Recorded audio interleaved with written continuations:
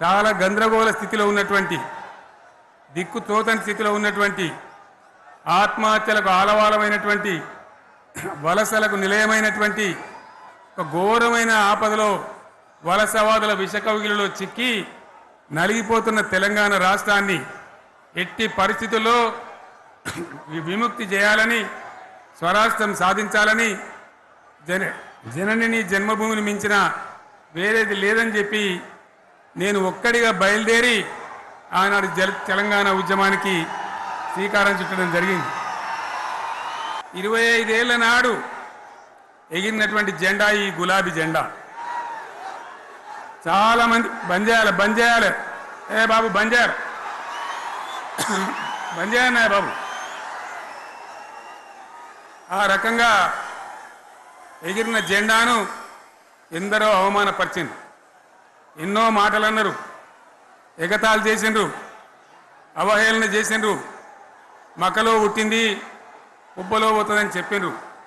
కానీ ఈ జెండా మీ అందరి సహకారంతో, అనేక మంది త్యాగాలతోని, వందలాది మంది ప్రాణ బలిదానాలు కూడా చేయడంతో, అనేక ఉద్యమాలతోని యావత్తు తెలంగాణనే ఒక అద్భుతమైనటువంటి ఉద్యమమై ఎగిసిపడి ఒక సమయం ఎట్లా వచ్చింది, ఒక సమయంలో అంటే తెలంగాణ యావత్తు ఒక పక్కన నిల్చొని బరి గీసి బిడ్డ నా తెలంగాణ అక్కడ పెట్టు అని చెప్పి నిలబడ్డటువంటి సందర్భం మనందరం కూడా సృష్టించినాం.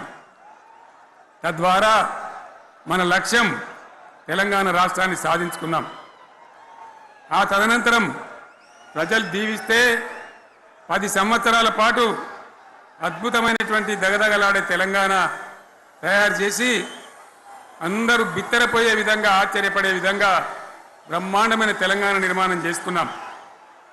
ఆ విధంగా 25 సంవత్సరాల సుదీర్ఘ చరిత్రను ఈరోజు ఈ వరంగల్ గడ్డ మీద మనం జరుపుకుంటా ఉన్నాం. రజతోత్సవ సందర్భంలో జరుపుకుంటా ఉన్నాం. చాలామంది చాలా రకాల ప్రయత్నాలు చేసినారు. ఇక్కడ కూడా ఇప్పుడు కూడా బ్రహ్మాండమైనటువంటి ప్రయత్నాలు చేస్తూ ఉన్నారు. నేను ఒక్కటే మాట చెప్తా ఉన్నా, ఈ గడ్డకు ప్రత్యేకత ఉంది. ఇది రాణి రుద్రమ్మ ఏలిన వీరగడ్డ, సమ్మక్క సారక్కల పోరుగడ్డ, బొమ్మెర పోతన కవితా మాధుర్యం పండించినటువంటి జీవగడ్డ.